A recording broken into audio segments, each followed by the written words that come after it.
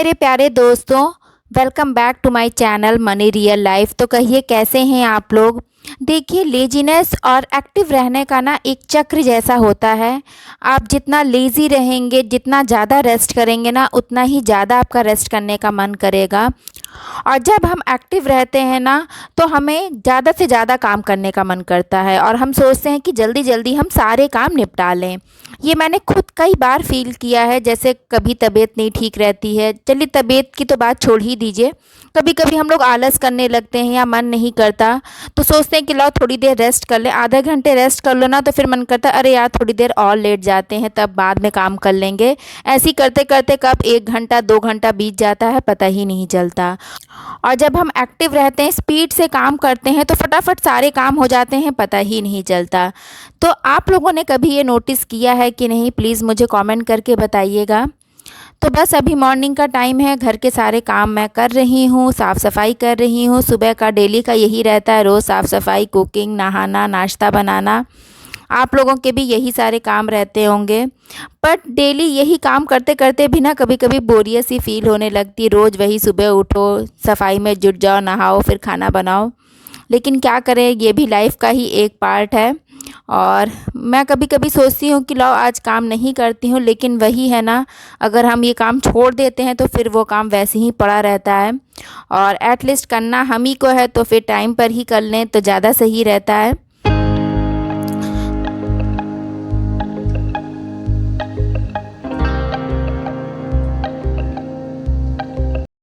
तो बस मैं यहाँ पर डस्टिंग कर रही हूँ। और ये देखिए, विहान ने सब कप जो है ना, ये डिस्पोज़ल वाले कप हैं, फैला रखा था। वो इसी से खेलता है। एक बार मैं इसको लेकर के आई थी कप केक बनाने के लिए, तो जब उसका मन करता है वो इसी के साथ खेलने लगता है। तो डस्टिंग वगैरह करने के बाद मैं यहाँ पर झाड़ू लगा रही हूँ।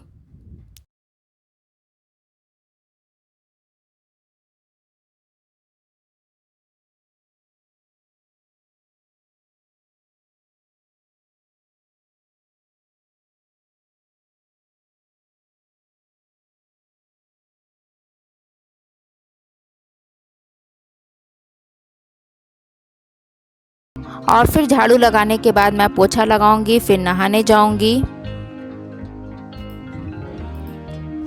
तो नहाने आने के बाद ना मैं यहाँ पर नाश्ता बना रही हूँ। सब्जी तो बन गई है मेरी, फर्स्ट मैं यहाँ पर रोटियाँ सेक रही हूँ। और विहान के टिफ़िन के लिए अभी मैं पराठा बनाऊंगी। तो ये देखिए, मैं पराठा बना रही हूँ।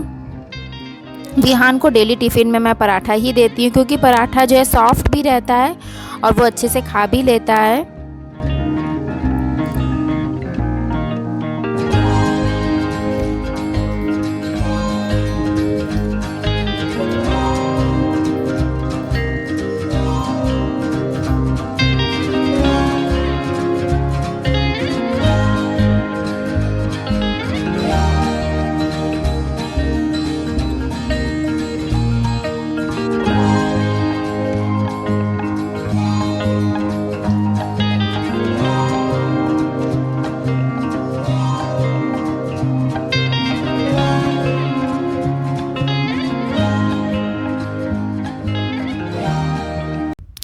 तो बस मैंने 2 पराठे सेक लिए हैं। इनके लिए भी मैंने नाश्ते के लिए रोटियां बना ली हैं।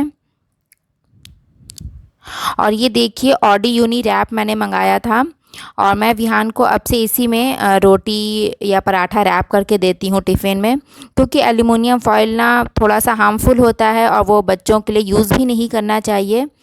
और ऑडी यूनी रैप ना 100% ऑर्गेनिक है, इको फ्रेंडली है और हेल्दी और हाइजेनिक भी है। इसमें हम रोटी भी फ़ोल्ड कर सकते हैं, पराठा भी फ़ोल्ड कर सकते हैं। फूड रैपिंग पेपर है ये, और सैंडविच भी रैप कर सकते हैं।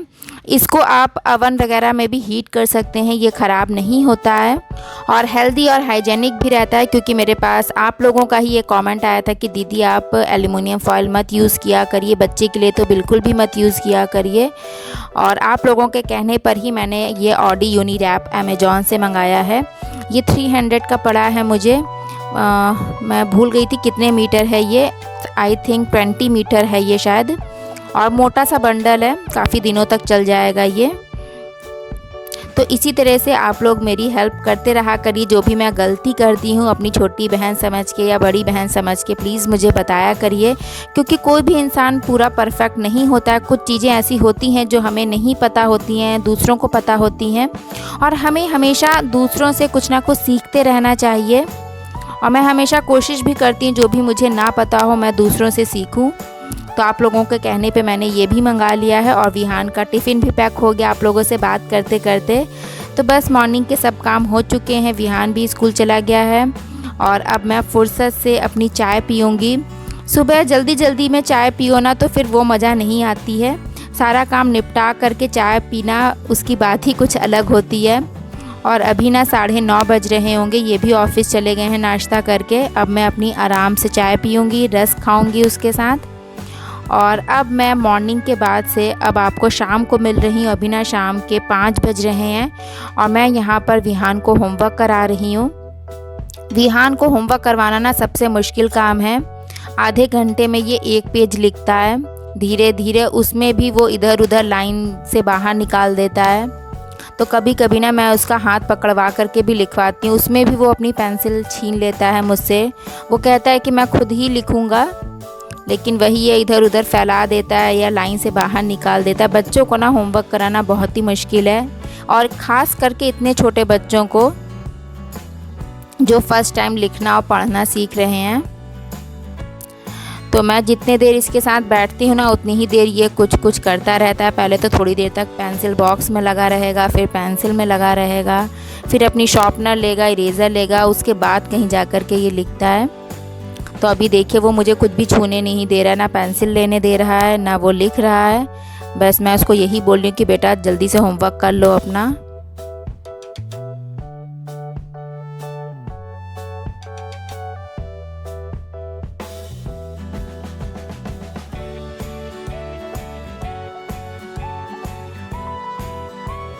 और इसमें भी वो इधर उधर देख रहा है, कॉपी में कम देख रहा है।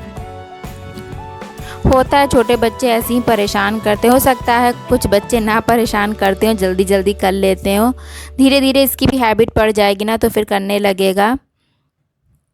तो चलिए फ्रेंड्स, यही था आज का व्लॉग। फिर इस व्लॉग को भी यहीं पर एंड करते हैं। कल फिर से मिलेंगे एक अच्छे से व्लॉग के साथ। तब तक अपना ध्यान रखिएगा, खुश रहिएगा, बाय बाय।